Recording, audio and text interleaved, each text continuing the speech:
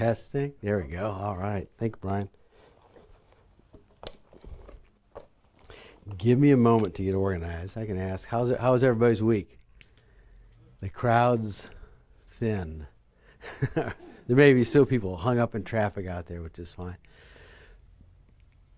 Is anybody here for the first time? Okay. Well, welcome. This is session number 4. So we review everything. It's fine that you're here for the first time, is what I'm trying to say, I guess. So, but those who have been coming for a little while, we'll as soon as I get myself organized here, we'll start in. I usually ask everybody if they would please put their cell phones on silence.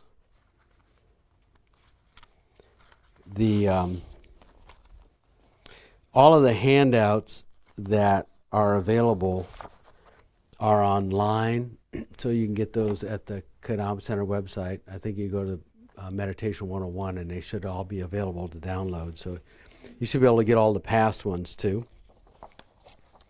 Anybody have any questions or anything from previous weeks? Nope. All right, we'll see if we do in a few minutes. We kind of get started here a little bit. We'll start out with just doing a little bit of meditation. And we have done a couple of different types of meditation up to this point.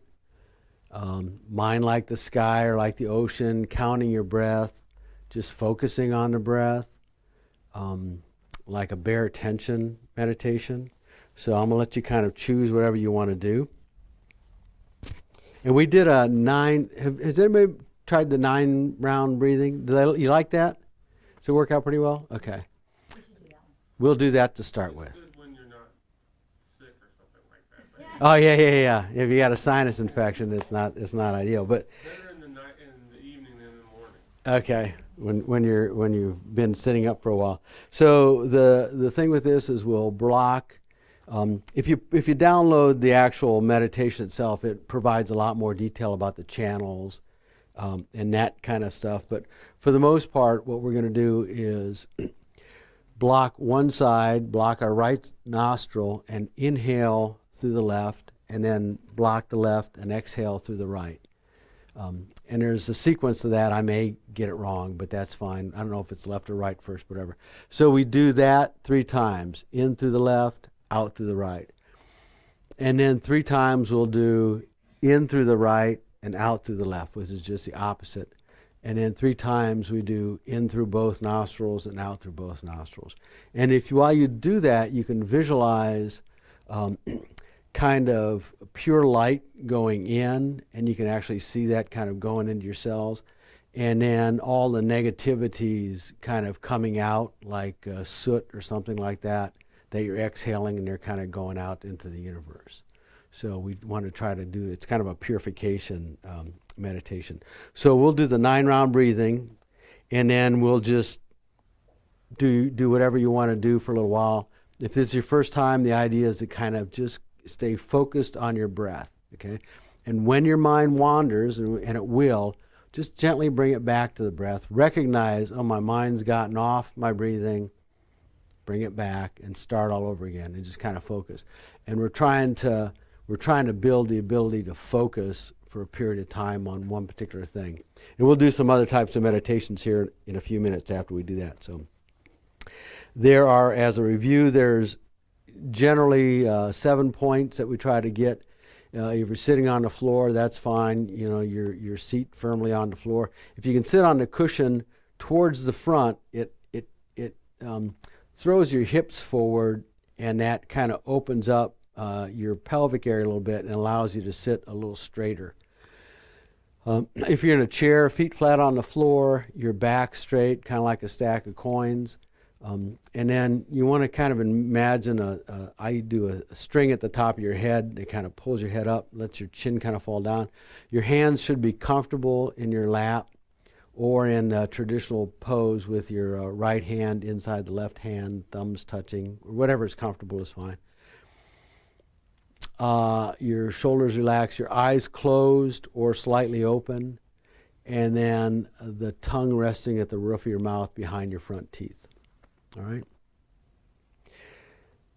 And instead of motivation, we're going to start, we'll talk a little bit more about that tonight.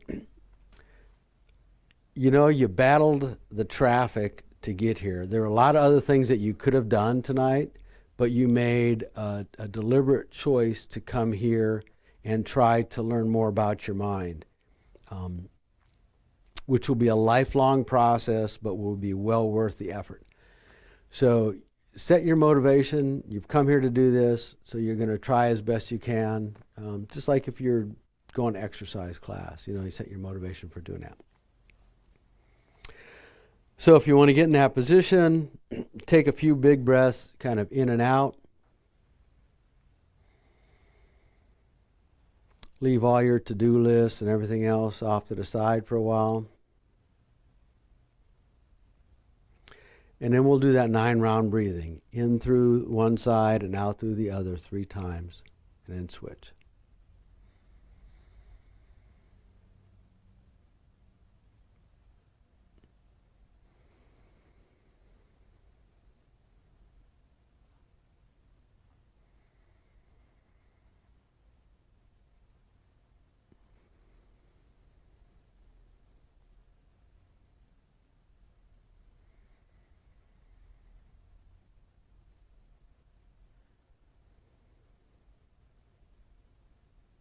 And reverse that cycle.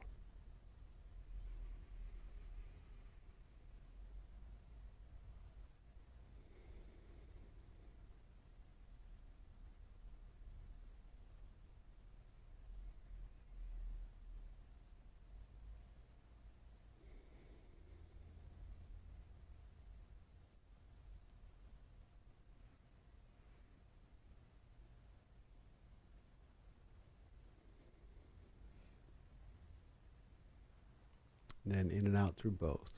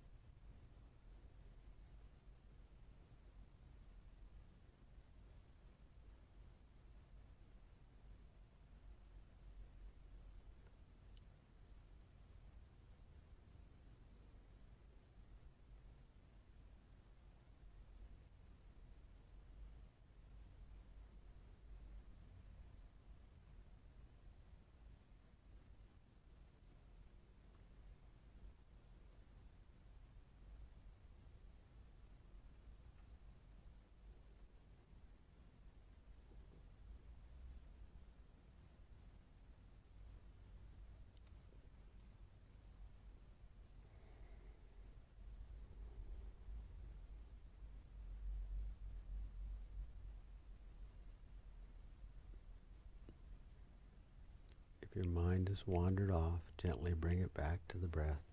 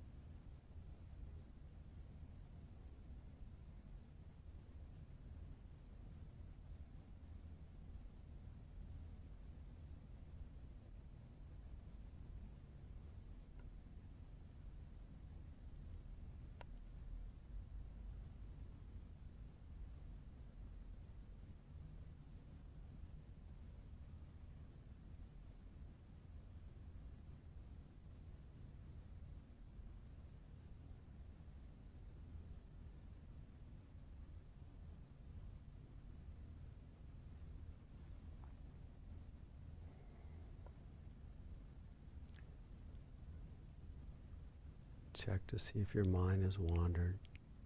Gently bring it back.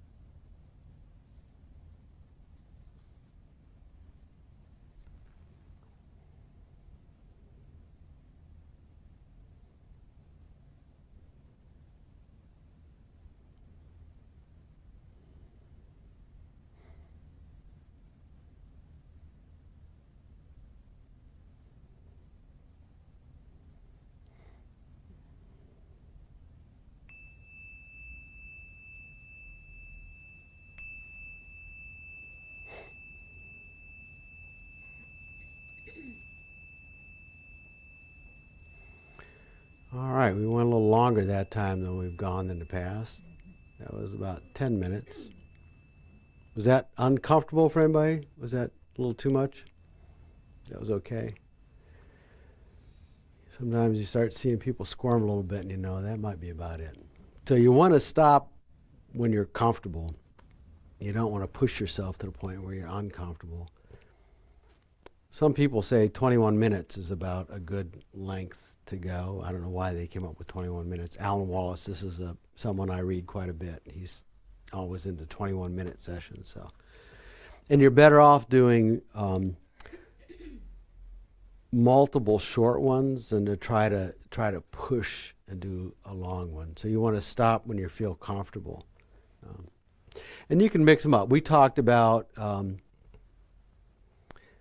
focused meditation and analytical meditation, and you could do a session of one and then something else and kind of jump around a little bit too is another alternative, good way to do it. So how did it go for the last week? Those of you that have got a real solid practice now, or why you don't have a real solid practice now. Any problems, obstacles, successes, anything you want to share? Yes, sir. Just, We need to, I'm sorry. talk loud. Yeah, I think Brian's, because we have people listening at home? Okay. People that couldn't make it past the fair crowd. So. Yeah, mostly figuring out, the best times of day and the best conditions for me to meditate in. I find that mornings are better. Yeah. If I do it at lunchtime, I do walking meditation now at lunch because otherwise I'll fall asleep. Okay. Sometimes night times are good, but if it's too warm or too late in the day, it's be falling asleep rather than focused. Yeah. Good. And that helps out a lot. Or you're starting to find out that helps out, A lot of people do it in the morning.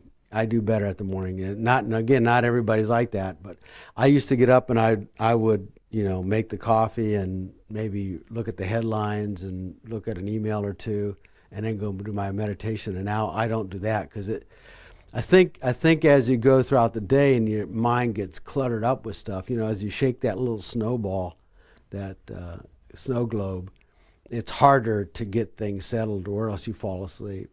So I find that in the morning, first thing while I get up out of sleep, to be able to sit to be helpful too. So, but again, everybody's got their own, find, like he did, find some time that works good for you. So, anybody else? Problems or good things? Yes, ma'am. Over here.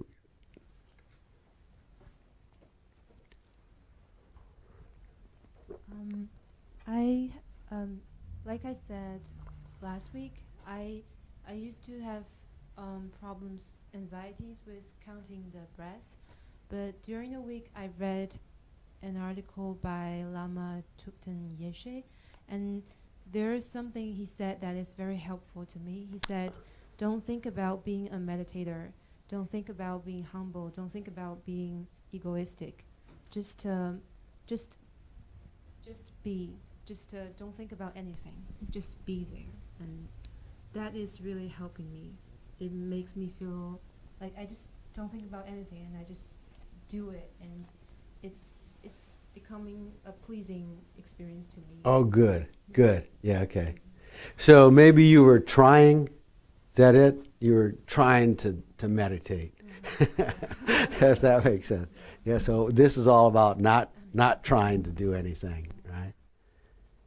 But just watch as our mind wanders. Good. Thank you for sharing that. Lama Yeshe is up here. I can't see him, but he's behind me somewhere. Anybody else? Anybody have any troubles that they're running into or questions? Anything that's unclear? It's all unclear. That's the point. I think for me the hardest thing is getting to a point where I'm comfortable because I like being on the floor, but my knees don't like being on the floor. Oh, okay. And so, and I know I could do a seated meditation. Actually, I'm looking at getting like the small kneeling bench so that Yeah. I can maybe get off. It's just I have bad knees. Okay. They get angry. So that's distracting to me. Like I Yeah. feel like I'm getting a little bit better, but what ends up making me lose my focus is the pain in my knees. Oh yeah. Yeah, that can happen. Because I'm getting old. Yeah, well, no, that happens. You know, your leg falls asleep, something like that. Yeah, that happens. And, you know, experiment with different things. Straighten your legs, move around a little bit. Some people put pillows underneath their legs, you know, on either side. More pillows, like I have to have 2 or 3. Sometimes I have to sit up on. So you just have to kind of play around till you find something that's comfortable and move back and forth. But that's just one of those things you kind of struggle through. But thank you. So hopefully, if you're doing something regularly, you begin to kind of set routine and you begin to establish some kind of habit.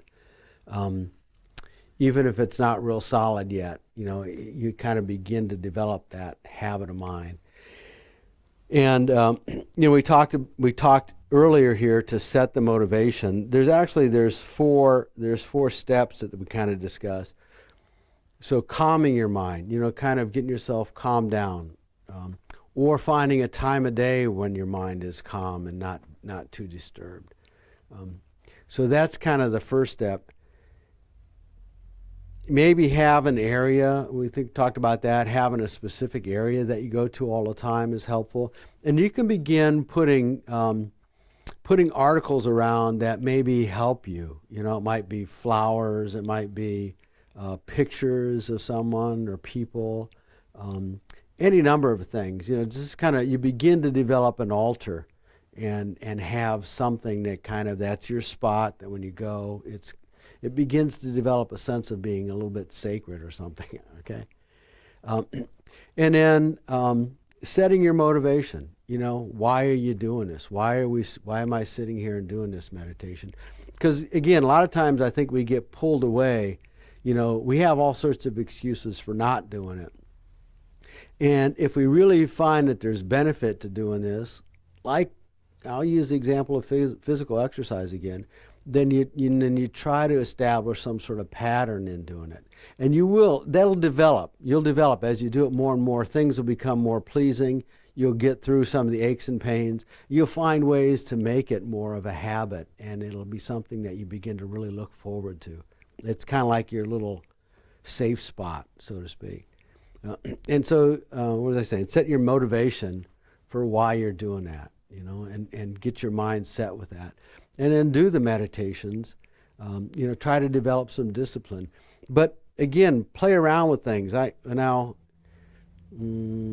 probably not, this is probably a bad example, so I don't know.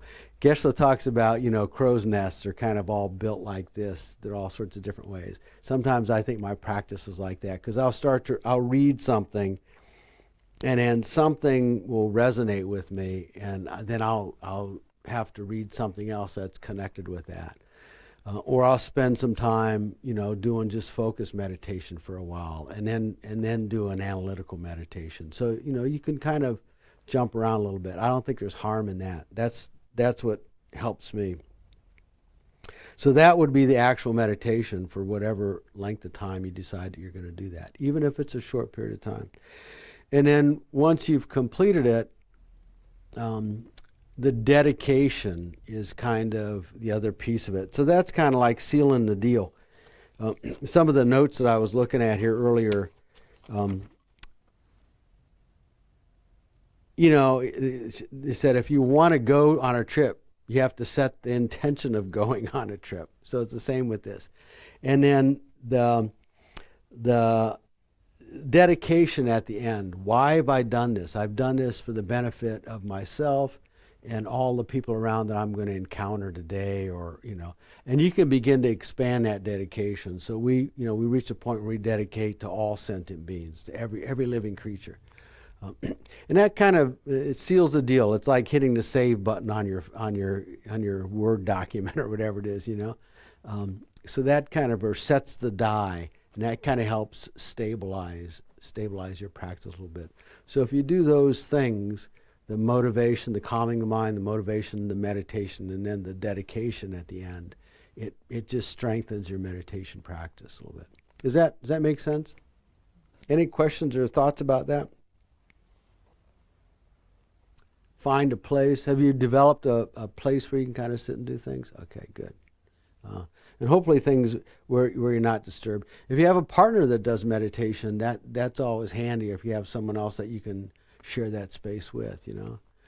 It doesn't always work that way, but that's one of the ways that you may be able to kind of reinforce things. So we're gonna do some other meditations here in a little bit, but I want you to break up in groups, and we're gonna talk about what benefits you've found so far in doing the meditations now that you've had 4 weeks of practice, right?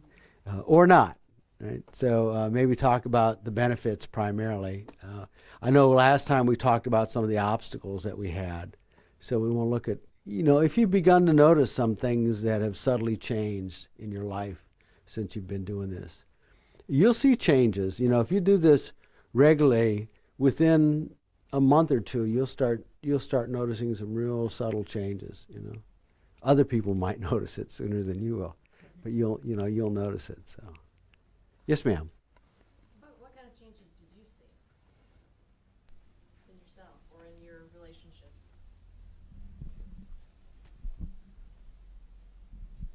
I want to repeat the question. Yeah, I'm sorry, I was pondering it. The question was, what kind of changes did I see? And I've been doing this for a fair while, and the changes still continue. I think things don't bother me as much. You know, I don't worry about things as much as I used to. I used to get anxious. I used to have a lot of worries about things. And I just I can let go of a lot of that stuff now, because I think I recognize that everything's impermanent. We did that meditation on change last week. Everything's impermanent. And that stuff begins to kind of creep into your life.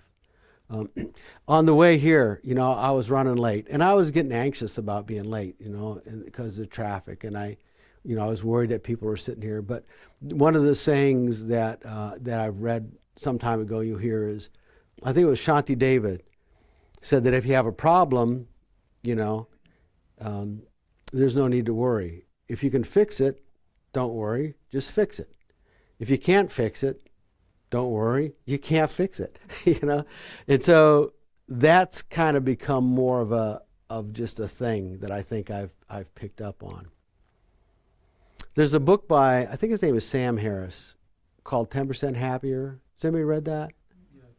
Does I have that right? Dan Harris. Dan Harris, I'm sorry. He was a journalist. And he was, the subtitle was, you know, the voice in your head's an idiot. I don't think he said idiot, but the voice in your head, you know, is an idiot. Don't listen to that voice in your head. But he decided that at the end, you know, he was about 10% happier, and he thought that was pretty good, you know. It's subtle. We had a friend that I was doing some prison work with that, you know, he used to have a lot of anger, and he noticed that had gradually gone away over a period of time, to the point where his Andre, some of you might know him, a number of years ago, over Christmas break, we were taking a break from prison. His son got stabbed and killed, 21 years old. And, you know, the prisoners had asked in classes prior, you know, what would happen if something happened to you or whatever family? And he said, I really don't know how I'll react to that. I like to think I'd react okay to it. And after that incident where his son got killed, he actually, you know, he said he had a lot of forgiveness for the person that did it. He didn't have nearly the hostility and anger that he would have had prior to his practice. Now that took years for him to develop to that level, but it's so gradual, you know. He didn't know what would happen, but he ended up trying to get a more lenient sentence for the person that killed his son, which is a whole lot different than a lot of people would have handled a situation like that. So that's a whole lot of what what might change. I don't know. You know, it's gradual. It's like sanding a block of wood or polishing a mirror or something. You know, it's slow. It's subtle. And I think other people, you know, it's like when you do physical exercise, the changes are slow. And other people may notice them sooner than you do, especially if you don't see them all the time, you know. They'll say, you seem to be a little calmer, a little mellower, or whatever, you know.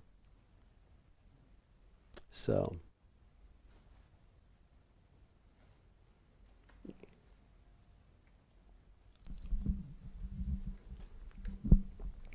So I only started to try to meditate probably within the last 6 months.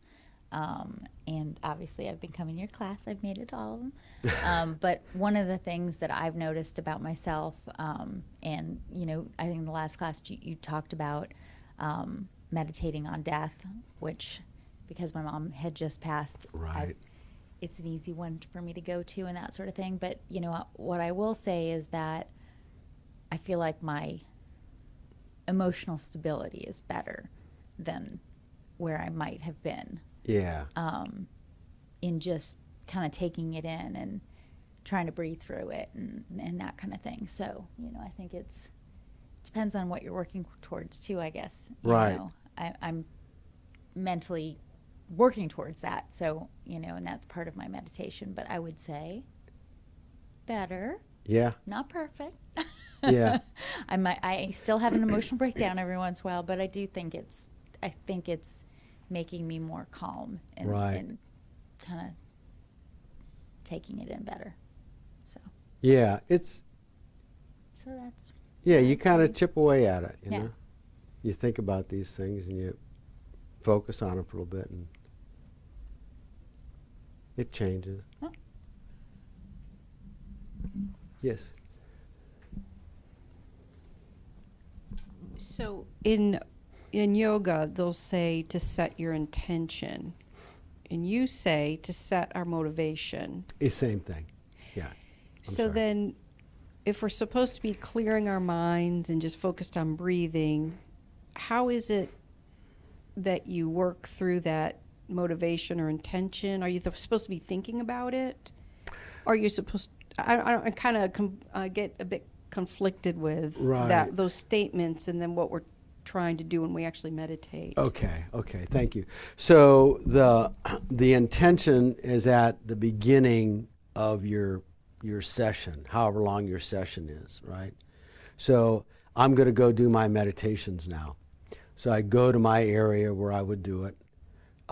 I have a little ritual that I go through. You know, I say some things, have some mantras and things.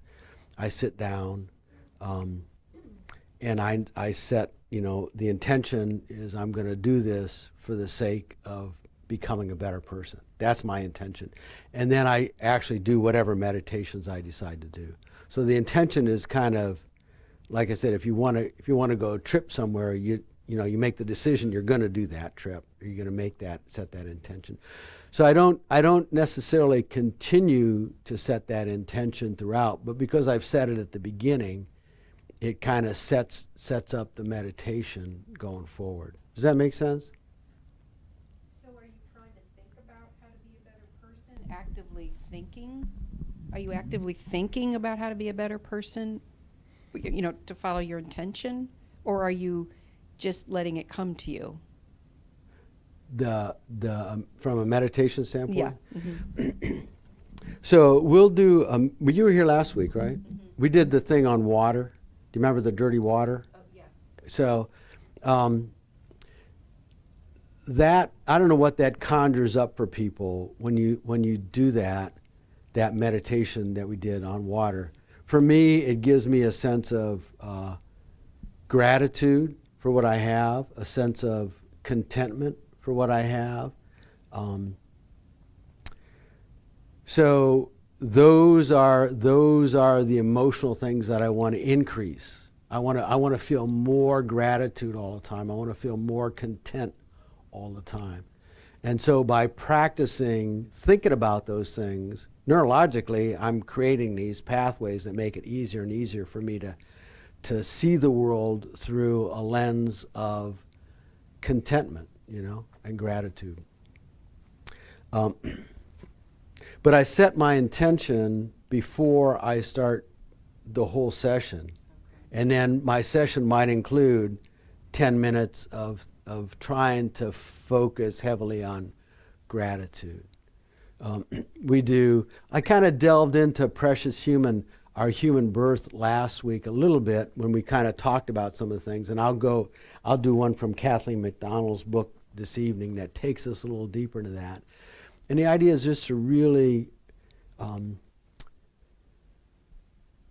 build that mental muscle around how fortunate we are instead of how unfortunate we are, which is where our minds typically go. We usually, like I said, we're Velcro for negative stuff, so we tend to dwell on things that go wrong. And we literally meditate on negative things all the time. So the idea is that we're trying to force ourselves to think about and meditate, if we use that term, become familiar with positive things, so that the more we do that over and over and over again, just like lifting the weights over and over again, that becomes stronger, and it just becomes more, it rises more naturally. We'll see something that touches our heart, that may not have otherwise. The random acts of kindness. There's just all sorts of little ways that you can begin playing at.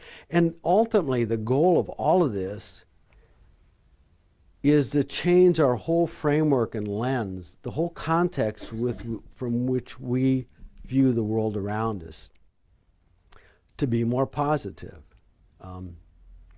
And the practice, as you begin to practice, you realize you have the power to do that. That's actually about the only thing you have the power to do, is to change your perspective about something that occurs to you or in front of you or with you or whatever the case is. We get to choose our attitude on how we encounter those situations, Whether we're going to encounter them in a way that, if I see something happen to somebody good, am I going to be jealous? I can choose to be jealous or envious, or I can choose to find joy in the happiness that they have. Our minds tend to go towards the envy and jealousy. We're kind of hardwired to think that way, right? But we find that there's a lot more pleasure, deep eudaimonic type of pleasure, not hedonic, but real deep, meaningful pleasure in seeing delight for somebody else. But we have to push our minds to do that initially. We're creating a maze. Did I talk about the maze the last time, the little paper maze? Sometimes I'll do that in classes. I'll hand out, those little, you try to get from point A to the end, the little maze, and let people do them. And I ask, so when you finish this, how long does it take? And it might take a minute and a half for a group of 30 people to do it. And then I have them flip the paper over, and it's the exact same maze on the other side. I saw another person that does meditation do this thing. So you flip it over on the other side, the exact same maze. So now we time them. That might take half the length of time. So now there's another one. I give them a third one. So what that's going to take? That's going to take 20 seconds. By the time they've done it 4 or 5 times, they just kind of go through it. That's neuroplasticity. That's what we're doing with our brains. When we try to conjure up contentment and gratitude and delight for somebody rather than envy, we have to push our minds through this maze in order to make it happen. But the second and third time and the fourth time, it just becomes easier and easier and easier, and that just becomes your new mode of thinking. So again, it's a slow process, but it's something that you have control over as individuals, and it's pretty much the only thing that you have control over, Everything else is just happening out there, and you get to choose how you confront it. So I'm sorry, I kind of went way off whatever your question about intention, but sometimes I do that. So. Does that make sense? Okay.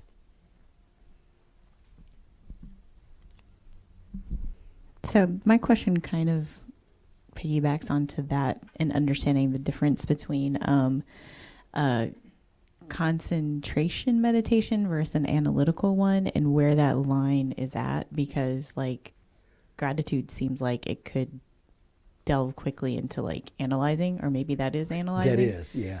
And then is concentration where you're just trying to blank out or like push all of the thoughts out and just clear your mind completely. And then gratitude and like patience, and that's more like analytical. Yeah. So when we talk about analytical, there's actually, I mean, there's some subdivisions of that too. So there's like, you can analyze reality in terms of we're all going to die.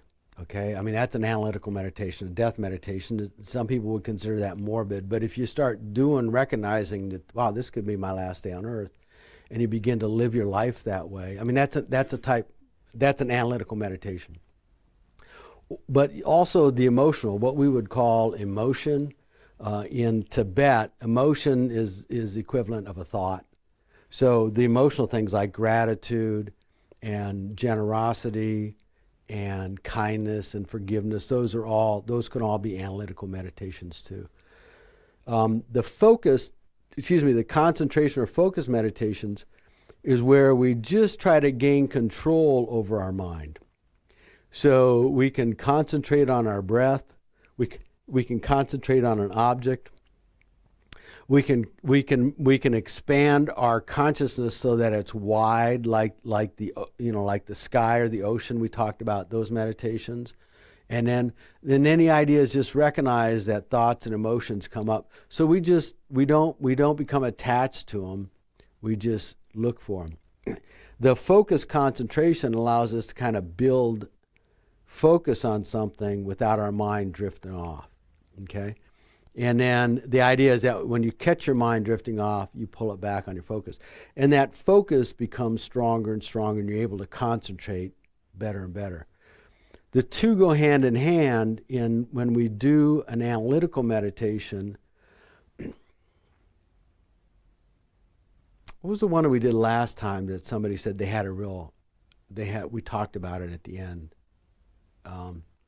There was something that one of the analytical meditations we did. Pardon me? Was it the water?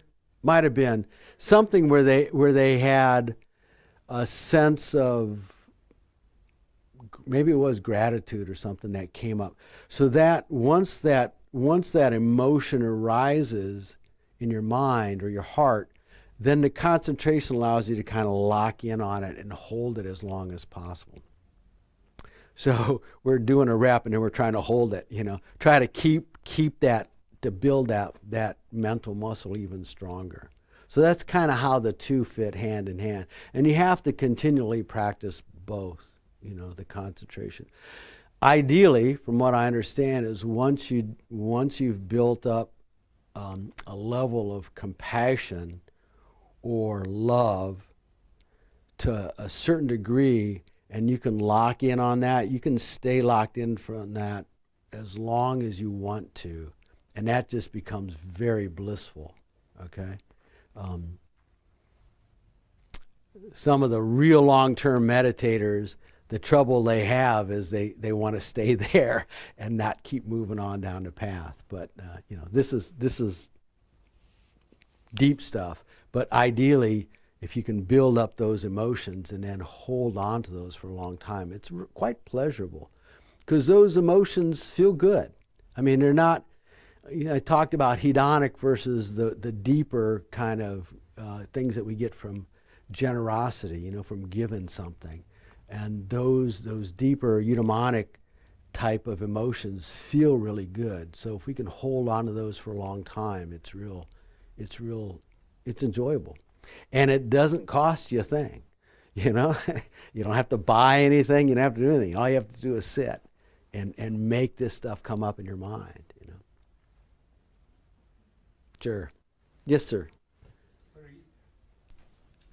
She's coming with the microphone. We have to. No, that's fine. So I wonder, can you explain more about the analytical meditation Uh-huh. and what's the definition of it, and what's the difference with the concentrating the focus meditation? Okay, Yeah. we'll do an analytical meditation. And were you here last week? Yeah. Okay. So we did the water. We did with the dirty water, and you know, we stopped and thought about what would it be like to be in that situation, you know, and then recognize how easy it is for us to have clean water here, and the sensation that arises. So that we're kind of analyzing reality is really what we're trying to do. At some point, if you come to some of the other classes, they'll talk about things like emptiness or impermanence. We talked about that. We talked about everything changing moment by moment. We don't live our lives that way, but if we analyze reality, that's the way things really are. You know, we live as if everything's permanent and forever, but it's not. So that would be an analytical meditation as opposed to just focusing on our breathing or our breath. So if it's possible, we can see in the analytical meditation actually is your mental is involved to analyze it, and then reach something good emotion or something, then hang on it. But in the concentrated meditation, actually, is you just observe it, not involve it. Right. But the concentration builds up our ability to concentrate and focus. So we use the two hand in hand. The two go together, you know, to analyze and then to concentrate. But we have to do them both. But once we have met our goal of the analysis, then we can concentrate on that outcome. Does that make sense? Yeah. Okay, thanks. Yeah. You will. Okay, small group.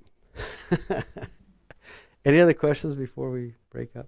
Talk about some of the benefits that you may have begun to notice a little bit, perhaps, maybe, kind of.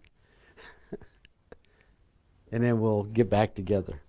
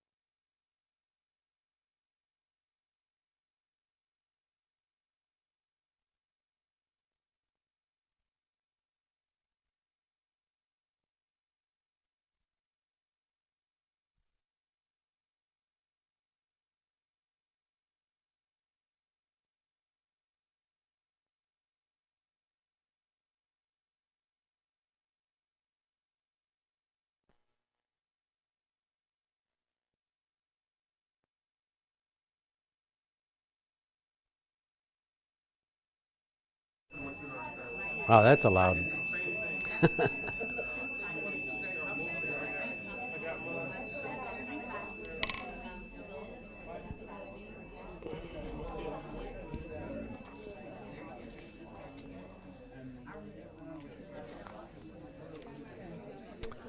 All right.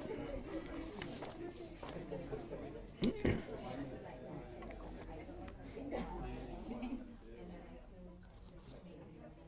said I might as well come to the source.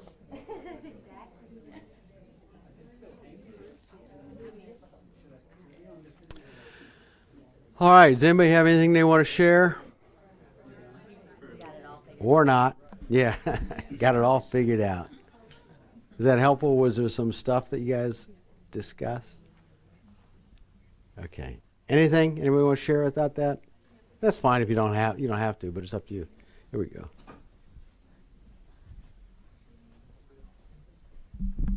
Is it on? Yeah. We were talking about different times that you meditate and how when you work, it would be great to be able to do something in the middle of the day, but there's usually not a conducive Yeah. space. So I wondered if you could talk at all about like walking meditation.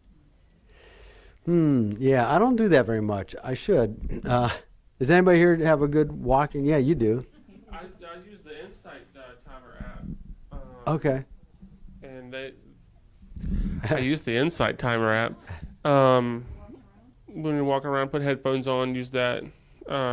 Starts off really simple, just gets you to be mindful of your footsteps and how your feet feel moving across the ground, and how your muscles work together and things like that, how that feels. And I'm really early into it, but I'm sure it gets more advanced than that at some point. Yeah. But if I did regular sitting meditation during the day, I would fall asleep like Yeah, that, right, side to right. side, to walk around, get Yeah. some vitamin E. Yeah. Yeah, so it's mainly a mindfulness type of a meditation. What is that thing called again? Insight Timer. Insight Timer. It's an app on the phone. There's an app for it. Yeah, that's right. So I went to a Zen Buddhist retreat up in the woods, up in the mountains, and it was really hard. But we did one thing I really did enjoy was the walking meditation, and like when I first saw that we were going to do walking meditation, at least how we did it was it's a very kind of slow, kind of methodical, and we would do it without shoes on. Of course, if you're at work, you would not. But I mean, it's literally like one footstep after your next footstep after your next. I mean, it's very slow, and just you're breathing, and you're taking those very concerted. You think about your footfall and everything. So it's very. I mean, it's more comfortable than being seated for me. So I should probably do it more. But it was, yeah, I mean, that was actually, I really enjoyed it. And, we would do maybe 15 minutes of that in between the longer meditation sessions. But it was pretty cool. Yeah, and it's, I'm sorry. I was going to say one more thing about that. And one thing I've learned through the walking meditation is just how complicated and complex all your movements really are. You kind of take it for granted, but then once you do it really slowly and you think about and feel every movement, it's really quite complex what you're doing. Oh, yeah. With Yeah. everything It's working amazing together we like can that. walk, isn't it? So, yeah, a real walking meditation is when I've participated in them, they're very slow and methodical. So, even at work, if you did that type of meditation, you'd still kind of stand out that you're doing something different, right? Because you're not talking to people or anything either. But you can be, well, it's just the Zen thing, right? You guys, when you walk. That's all you do. So, Most of them get you to walk back and forth. yeah. You'll be noticed for doing that. Yeah. So it's not subtle. But that said, you can go out, and the idea is to be mindful. If anybody's taken any of them like mindfulness-based stress reduction classes, or just being aware of what you're doing in that moment. So rather than focusing on our breathing like we do when we do a concentration meditation, watch our breath, just watch everything that kind of comes into your mind stream. And you can get out and walk and do that, and walk like at a regular pace. You don't want to run, I guess you could, but walk and just try to do it very mindfully. And that's a form of meditation. You can do the same thing when you're driving. You really should be doing it all the time. And but when you tell people, I meditate when I drive, that freaks them out a little bit, because that would scare me. But actually, if you said I'm being very mindful of my driving, like I'm being very mindful of my breath, I feel more comforted knowing that the person next to me is being very mindful of their driving instead of driving mindlessly. Huh? Yeah, you can do it at a stoplight, a stop sign, take a breath. Sometimes those kind of triggers, cues can kind of get you to think, bring yourself back into the moment, which is what you're doing when you're doing your breathing meditation, right?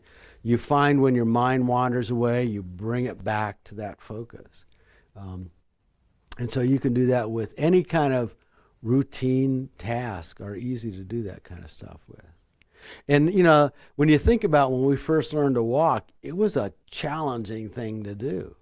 But it became so second nature. Now, so many of the things that we do were difficult everything was difficult when we first learned to do it. And then it just becomes easier and easier the more we practice it. And that's what happens with some of the analytical meditations and the concentration. It just becomes easier the more we practice with these emotions and ideas and things that come up. So again, kind of got way off your topic. And you can also, I was going to say, I'll sit, you can sit and stare at a book. If I sat and closed my eyes, people would at work, well, I work at home, so it's no big deal. But if I was at a conference room and did that, or someplace and did that at work in my cube, people would think something was up. But if I propped the book in front of me, I could get away with it, Or if I had something going on my computer screen, a spreadsheet, I could probably get away with it. If I wasn't looking at the spreadsheet, I could probably just sit there and, all right, for 5 minutes, I'm just going to stare at this thing, and watch my breathing. You might be able to pull it off. So, were you going to say something else? I was going to say, I work from home maybe one day a week, but I'll sometimes just put I'll sometimes put, you could pull it up on, YouTube or whatever, but, where they have, because I like mantras. Oh, yeah. And so, I might put, a particular mantra that plays that I can kind of just listen to and kind of focus on for 5 minutes. Yeah. And then be like, okay, I'm good. And now I can go on to my next thing. Good. Yeah. So the idea is just to, you're shaking that snow globe up about halfway during the day, and just take a minute to just kind of let some of that stuff settle out a little bit before you start shaking it up again, And at some point you realize, I've got the ability to settle all this stuff out a lot, and then you start doing that a lot. So let's do I wanted to do maybe squeeze off a couple of meditations, and these will be the analytical ones. We're gonna spend just a minute going through that, and then we'll talk a little bit more. This is out of that Kathleen McDonald. You can tell I probably have one of the early editions here. The whole thing's falling apart. It doesn't look anything like this book anymore, but we do sell it out there. And this is on appreciating our human life, which is one of the meditations. They call it Precious Human Rebirth. Of course, now the Buddhists, they have that the little the Buddhists have, they believe in rebirth, that we get cycled through this again and again. You don't have to believe in that to still be to appreciate what you have. So that's what we're going to kind of focus on here for just a minute.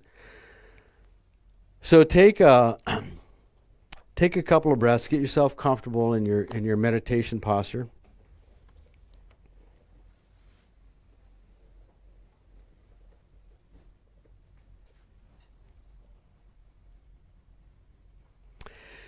Take a few breaths in and out and just kind of let everything go.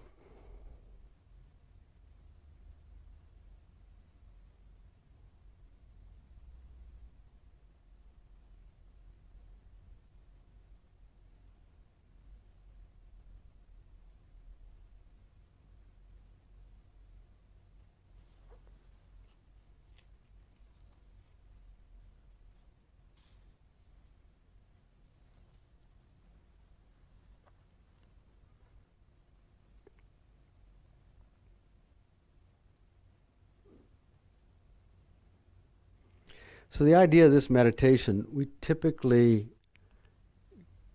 compare our lives to those around us that are better off than we are. And so we fail to realize how well we have it. So this will help us to develop a perspective on our own life.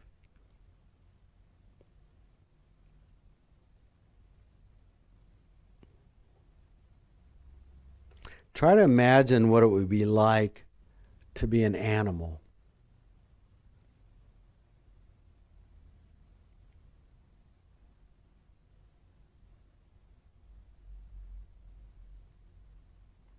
Deeply ignorant,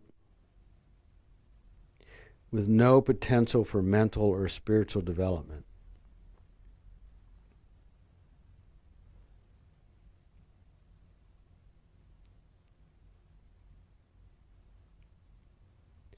Maybe controlled by others, if there's humans controlling you.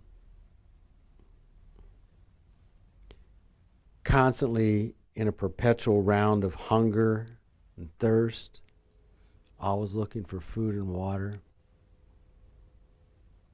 Heat and cold. And then living in fear of death, that some other animal is going to eat you.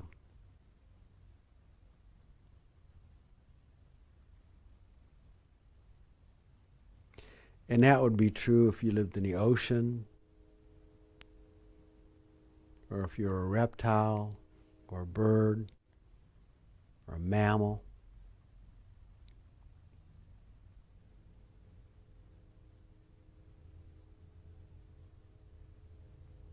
You can even take this meditation back and think about insect realms and being in that body.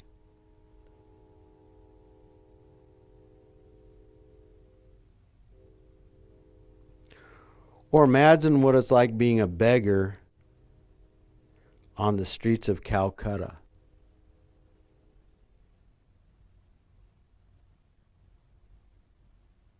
Or living in the deserts in Africa.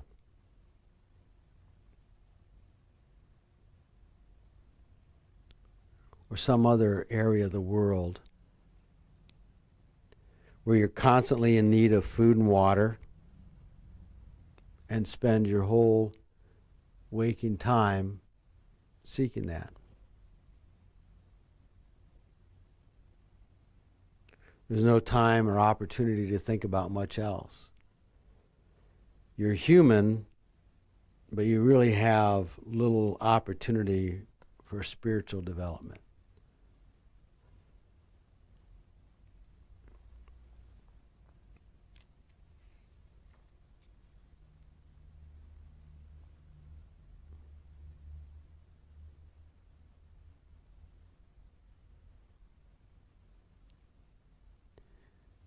You can imagine what it's like to have a physical disability that would make you bedridden.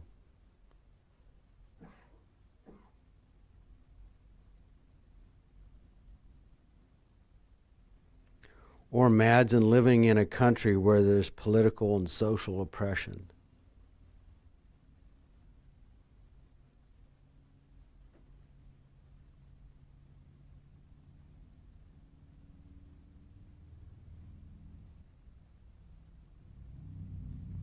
So it's easy to read or talk about this, but try to really think about what it would be like to be in that situation, one of those situations. The beggar or the animal.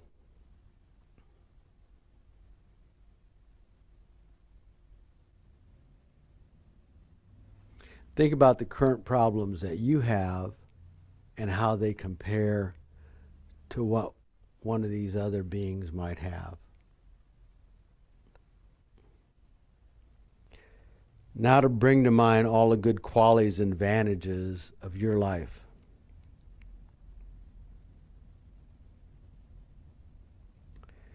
You're a human being, one of 7 billion on the planet.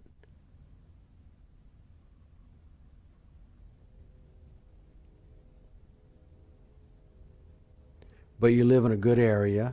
You have friends and family to support you. You have an intelligent mind and a loving heart.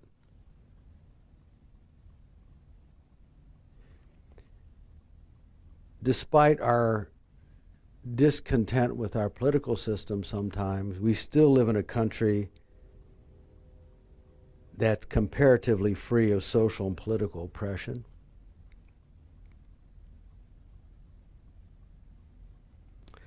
We have countless opportunities to pursue creative, intellectual, and social interests. Opportunities to go about anywhere and do about anything.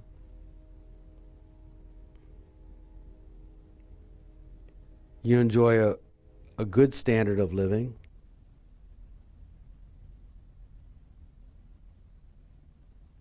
And because of all those benefits, you have the ability to investigate, understand, and transform your mind through these practices.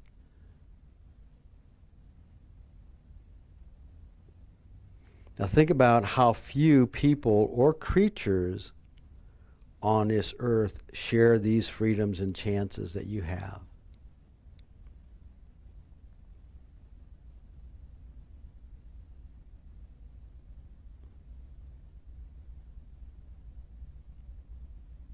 When you consider this deeply, you begin to realize how rare and precious a life like yours really is.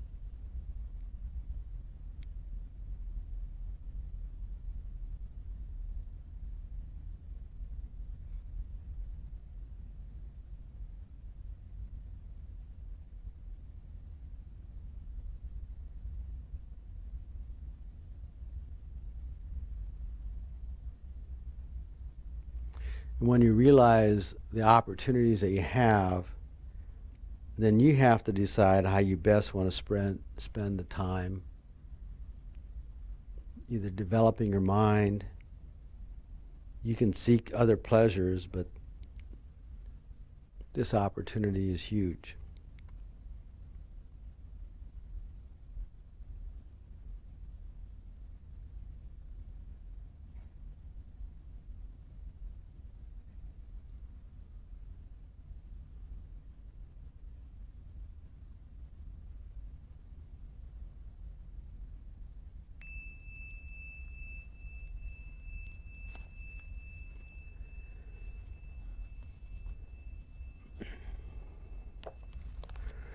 Were you able to kind of put your mind into those different positions to some degree, or develop a sense of empathy,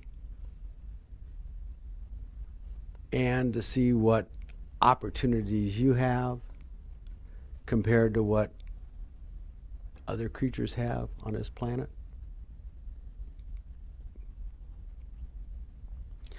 So that would be an analytical meditation. And if you do that same meditation, you can take that deeper and deeper. The more you can develop a sense of empathy and understand what other situations are like compared to what you have, the stronger that sense of gratitude, contentment, whatever. I don't know what feelings came up. Yes. So towards the end, I actually had felt really grateful, and so much so that I felt like this is a moment and not to squander it, and to actually share it with all. It's kind of like it went full circle to where I'm like, what do I do with this blessing? I should share it with all of the things that we first talked about, and like with animals and those that are like the beggar, and like there's a bigger purpose. 'Cause at first I was like, and it's really great because I can do what I want, and then I was like, and what am I going to do with that though? Yeah. What So you're going it to do kinda with that went is help those, right? Yeah, exactly. It kind of Yeah. went full circle. So Yeah. I thought that was Good. really cool. Yeah, that's good. Thank you. Yeah, you can grow and grow and grow that sense of compassion. You know, the more you think about that, the bigger it gets. Anybody else? We have 10 minutes, and I have one more meditation I want to do just to give you a taste of it, okay? And this is also, this is one that you will be in the handouts called, this is a little bit different. It's kind of, I said there is concentration and analytical. This kind of falls more towards the analytical, but it's actually a visualization. We did the body scan the first time where you imagined everything kind of relaxing. So this will be similar, but we'll see where this one goes, okay?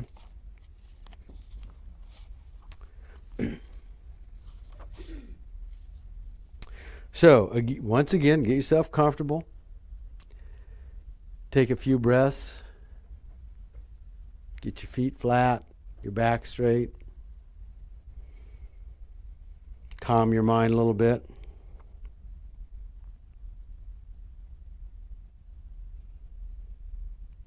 Start by focusing your attention on your breath.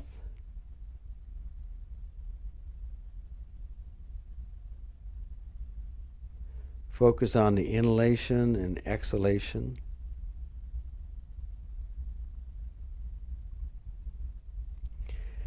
As you exhale, imagine all the negative energy, past mistakes, distorted conceptions, disturbed emotions, all leave your body. Visualize the negative energy like soot or smoke, and then send it out into space where it disappears completely. And as you inhale, imagine all the positive energy in the universe enters your body with the breath in form of pure, radiant light. And visualize the light coming into your nostrils, down in your body, and pervading out into every atom and cell, every organ.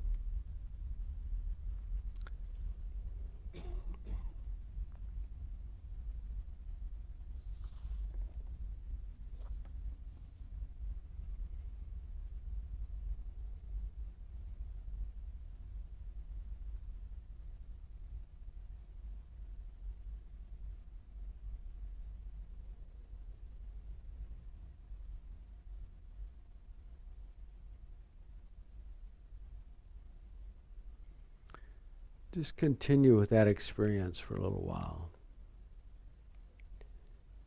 Negativities, distorted conceptions being exhaled, positive energy, pure light being inhaled.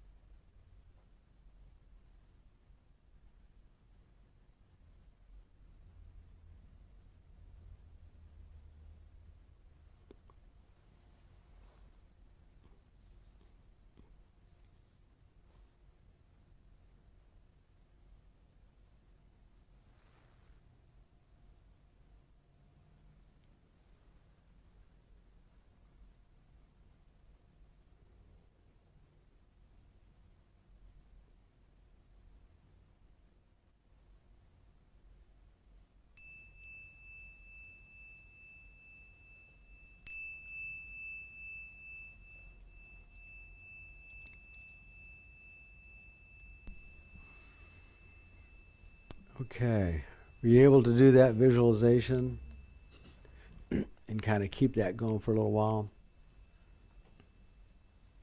A little different, similar to the body scan we did the first time. We'll have one more visualization, I think, next week. Use a ball of light. I don't think I did that one yet, did I? Okay. Any questions or thoughts about what we did this evening or about anything that's gone on in the last 4 weeks? Yes, please. Microphone on its way. So what? Okay. What are good resources if you're pretty new to meditation? Okay, good question. There's a list of I think books. I think there's a list of books on that website too. This one, How to Meditate, is a good one. Meditation for Dummies is actually a pretty good one. That's out there. There's the Insight Timer app that is a guided meditation, so you can listen. Someone's talking as you do some of the meditations. I think they probably also have some that's just bells, timers. Yeah, they have some that are just like time. Yeah. There's a lot of books. Attention Revolution is a good one. So, yeah, there's a lot of stuff out there. The idea, and you weren't here the first time, the whole idea of this is to become familiar with what's going on inside our head rather than become more familiar with what's going on the outside. And through that process, we can change the lens and our perspective of everything on the outside. Okay. Other questions? Yes, sir. What's the website you're referring to? It's the Kadampa Center. What is it? Kadampa.org or something like that? Is it Kadampa-center.org? I know what you mean. Yeah. Okay. Good. And there's class materials on that website. Yeah. All of the handouts are on that website and references too, I think. So go there. And I think the recordings.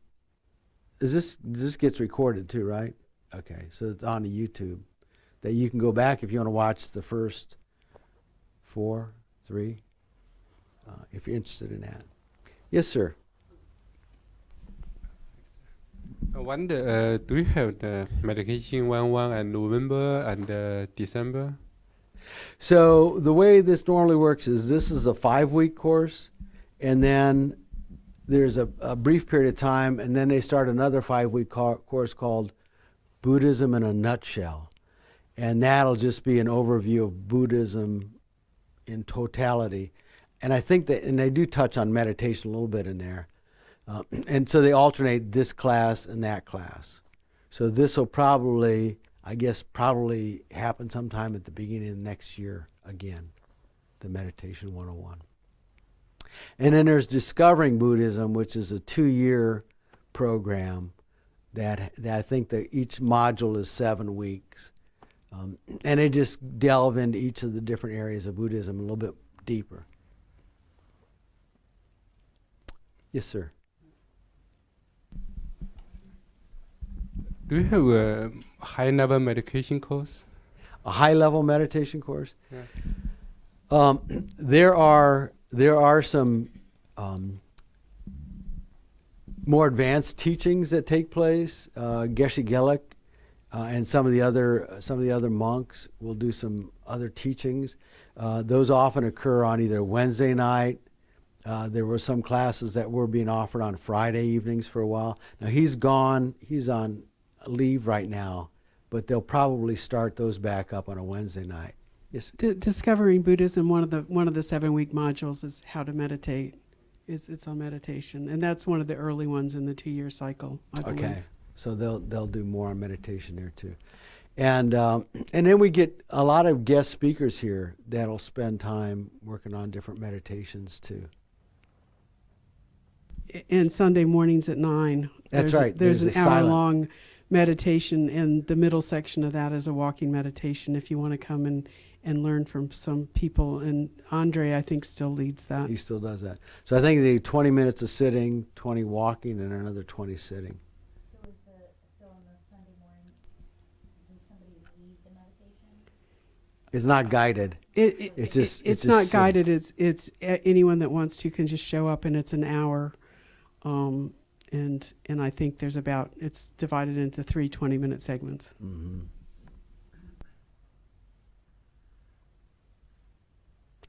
Okay, 8:28.